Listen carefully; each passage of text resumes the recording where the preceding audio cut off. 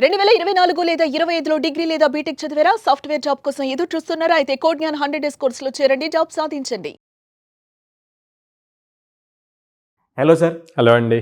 ఐటీలో అంటే నేను నంబర్ ఆఫ్ స్టూడెంట్స్ని చాలా మందితోటి మనం బయట ప్రోగ్రామ్స్కి వెళ్ళినప్పుడు లేదంటే కొంతమందిని కలిసినప్పుడు వాళ్ళు నన్ను అడుగుతూ ఉంటారు, సార్ ఫ్రెషర్స్కి ఎక్స్పీరియన్స్ లేదు, ఫ్రెషర్స్ బయట చాలామంది ఉన్నారు, ఎక్స్పీరియన్స్ లేకుండా మీకు జాబ్ ఎలా ఇస్తామని చెప్పేసి అడుగుతూ ఉన్నారు. మాకు ఎలా ఉంటాయి సార్ అవకాశాలు? ప్రతి ఒక్కరేమో ఇంకా సెటిల్ అవ్వలేదని చెప్పేసి మమ్మల్ని అడుగుతూ ఉంటారు. ఇళ్లలో కూడా తెలియకుండానే మా మీద ఆ ప్రెషర్ ఒకటి ఎక్కువగా ఉంది. అసలు దాన్ని ఎలా ఓవర్కమ్ చేయాలో కూడా అర్థం కావట్లేదు సార్ మాకు అని అడుగుతున్నారు. ఎక్స్పీరియన్స్ లేకుండా ఫ్రెషర్స్కి ఎలా సార్ అసలు అది ఎలా సాధ్యం అవుతుంది? సో ఇది నేను కూడా ఫేస్ చేశాను. లైక్ 2012లో నేను ఎప్పుడైతే బీటెక్ పాస్ అవుట్ అయ్యానో అప్పుడు లైక్ చాలా కంపెనీస్ అడిగింది మీకేం ఎక్స్పీరియన్స్ ఉంది అని. అప్పుడు నాకు వచ్చిన థాట్ అదే, ఫ్రెషర్కి ఎక్స్పీరియన్స్ ఎక్కడి నుంచి వస్తుంది, ఎక్స్పీరియన్స్ రావాలంటే ఎవరో ఒకళ్ళు ఆపర్చునిటీ ఇవ్వాలి కదా అన్నది. బట్ అంటే అప్పుడున్న టెక్నాలజీ వేరు, ఇప్పుడున్న టెక్నాలజీ వేరు, అప్పుడున్న ఆపర్చునిటీస్ వేరు, ఇప్పుడు 2025లో ఉన్న ఆపర్చునిటీస్ వేరు. సో ఈ ఆపర్చునిటీస్ని ఎలా యూజ్ చేసుకోవాలి అన్నది ఇంపార్టెంట్. వాటిని యూజ్ చేసుకొని ఎక్స్పీరియన్స్ లేకుండా జాబ్ ఎలా తెచ్చుకోవాలి అని ఇంపార్టెంట్.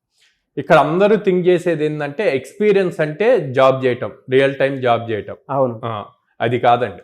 ఎక్స్పీరియన్స్ని ఇంకో రకంగా చూస్తే ఇంటర్న్షిప్స్ చేయొచ్చు, ఫ్రీలాన్సింగ్ చేయొచ్చు. ఇప్పుడు మీరు చూస్తే చాలా న్యూస్ ఛానల్స్లో లాస్ట్ 1 year నుంచి 10th క్లాస్ చదివే స్టూడెంట్ సాఫ్ట్వేర్ కంపెనీ పెట్టాడు, 100 crores ఎర్న్ చేస్తున్నా అని.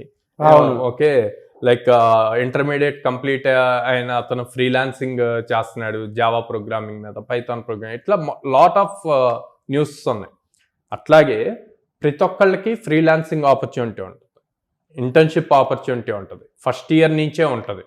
అసలు ఫస్ట్ ఇయర్ దీంతో సంబంధం లేదు, మీ దగ్గర స్కిల్ ఉండాలి. స్కిల్ ఉంటే ఆపర్చునిటీస్ ఎప్పుడూ ఉంటాయి. Okay, at the same time ఆ ఆపర్చునిటీ వచ్చినప్పుడు ప్రూవ్ చేసుకోవాలి. సో ఆ ప్రూవ్ చేసుకునే దగ్గర కేర్ఫుల్గా ఉండాలి. అంటే ఓవర్ కమిట్మెంట్స్ ఇవ్వకుండా మీకు ఏమొచ్చో దాని మీదే టాస్క్స్ తీసుకోండి. ఫ్రీలాన్సింగ్లో ఫర్ సపోజ్ పైథాన్లో మీరు రెస్ట్ ఏపీఐస్ రాయగలరు, ఆ రెస్ట్ ఏపీఐస్ రిలేటెడ్ టాస్క్ని ఫ్రీలాన్సింగ్లో తీసుకోండి. ఫ్రీలాన్సింగ్ సైట్స్ ఉన్నాయి, అప్వర్క్ ఉంది, freelancer.in ఉంది. సో ఇలాంటి వాటిల్లో మీ ప్రొఫైల్ బిల్డ్ చేసుకొని అక్కడి నుంచి మీరు వర్క్స్ తీసుకోవచ్చు. కొన్ని పెయిడ్ ఉంటాయి, కొన్ని అన్పెయిడ్ ఉంటాయి. పెయిడ్ అన్పెయిడ్తో ఇప్పుడు మీకు సంబంధం లేదు. ముందు మీకు ఎక్స్పీరియన్స్ లాగా కావాలి, వర్క్ చేసిన అనుభవం కావాలి, యాజ్ ఎ ఫ్రెషర్గా మీ కెరీర్ స్టార్ట్ అవ్వాలి. సో ఫస్ట్ కెరీర్ని స్టార్ట్ అవడం కోసం మీ ప్రొఫైల్ బిల్డ్ చేసుకోండి ప్రాపర్గా ఫ్రీలాన్సింగ్ చేసి.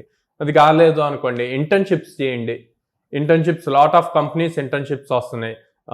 సెకండ్ ఇయర్ నుంచే, ఫస్ట్ ఇయర్ కంప్లీట్ అయ్యి సెకండ్ ఇయర్కి ఎంటర్ అయిన దగ్గర నుంచే ఇంటర్న్షిప్స్ వస్తున్నారు. అవి కూడా ఇంటర్న్షిప్ ఎలా ఉంది, లేకపోతే టాప్ మోస్ట్ ఎంఎన్సీస్ అయితే వాళ్ళ వెబ్సైట్స్లో డైరెక్ట్గా పోస్ట్ చేస్తారు. ప్రతి వెబ్సైట్లో కెరీర్ అని చెప్పి ట్యాబ్ ఉంటుందండి. ఆ ట్యాబ్లో వాళ్ళ దగ్గర ఉన్న ఓపెనింగ్స్ అన్నీ పోస్ట్ అవుతూ ఉంటాయి. సో అవి ఎప్పటికప్పుడు చూజ్ చేసుకుంటూ ఆ కంపెనీ వెబ్సైట్స్కి వెళ్ళి ఆ ట్యాబ్లో చెక్ చేసుకొని పోస్ట్ పడిందంటే ఇమీడియట్గా రెజ్యూమ్ ఆ జేడీకి తగ్గట్టు చేంజ్ చేసుకొని అప్లై చేయాలి. సో ఇట్లాగా చేసినప్పుడు ఆటోమేటిక్గా ఎక్స్పీరియన్స్ వస్తుంది. సో ఎక్స్పీరియన్స్ని ఓవర్కమ్ చేయడానికి ఇంటర్న్షిప్స్ చేయాలి అండ్ దెన్ ఫ్రీలాన్సింగ్ వర్క్స్ చేయాలి. ఇంటర్న్షిప్స్ ఫ్రీలాన్సింగ్ వర్క్స్ చేసాం కదా అని వదిలేస్తే మెయిన్ జాబ్ రాదు కదా. మెయిన్ జాబ్ రావాలి అంటే చేసిన వర్క్స్ని గిట్ హబ్లో పుష్ చేసుకోవాలి. ఓకే, అండ్ పుష్ చేసి ఆ లింక్ తీసుకొచ్చి మీరు మీ రెజ్యూమ్లో అప్డేట్ చేయాలి అండ్ దెన్ లింక్డ్ఇన్లో అప్డేట్ చేయాలి. సో ఎప్పుడైతే రెజ్యూమ్ అండ్ లింక్డ్ఇన్లో అప్డేట్ చేస్తారో వెయిటేజ్ పెరుగుతుంది. సో అది చాలా ఇంపార్టెంట్. సో ఇది ఎప్పుడైతే ఇంటర్వ్యూయర్ మీ రెజ్యూమ్ చూస్తారో, రెజ్యూమ్ చూసినప్పుడు అక్కడెక్కడ మీకు ఎక్స్పీరియన్స్ ఉన్నట్టు ఉండదు, కానీ మీరు ఫ్రీలాన్సింగ్ చేసినట్టు మెన్షన్ చేస్తారు, ఏ టైప్ ఆఫ్ ప్రాజెక్ట్ చేశారో మెన్షన్ చేస్తారు, and internship A type of project మీద వర్క్ చేశారన్నది డీటెయిల్గా మెన్షన్ చేస్తారు. అప్పుడు తనకు ఒక క్లారిటీ ఉంటుంది. ఓకే, తను సబ్జెక్ట్ నేర్చుకున్న సబ్జెక్ట్ని అప్లై చేయడానికి కూడా ట్రై చేశాడు అన్న ఒక థాట్ ఉంటుంది.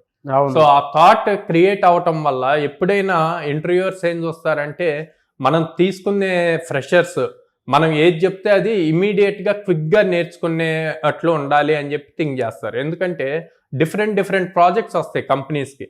వచ్చినప్పుడు నేను పైథాన్ నేర్చుకున్నాను, పైథాన్ మీదే చేస్తానంటే కుదరదు. లోపలికి వెళ్ళాక ప్రాజెక్ట్ని బేస్ చేసి టెక్నాలజీ చేంజ్ అవుతుంది.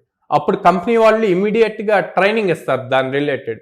ఇచ్చినప్పుడు క్విక్గా లర్న్ అవ్వాలి, లర్న్ అయ్యి ప్రాజెక్ట్ చేస్తూ ఉండాలి. సో అలాంటి మైండ్ సెట్ ఎవరికి ఉంది అన్నది హెచ్ఆర్స్ ఎక్కువగా చూస్తారన్నమాట. చూసి వాళ్ళని సెలెక్ట్ చేస్తారు. సో ఇట్లాగా మీరు ఎక్స్పీరియన్స్ లేకపోయినా మీ freelancing works and then internship works mention చేసి రెజ్యూమ్లో స్ట్రాంగ్గా పాయింట్ చేసి కాన్ఫిడెంట్గా మాట్లాడితే మీరు జాబ్ క్రాక్ చేస్తారు. Thank you sir, thank you so much Sairam garu. Thank you అండి.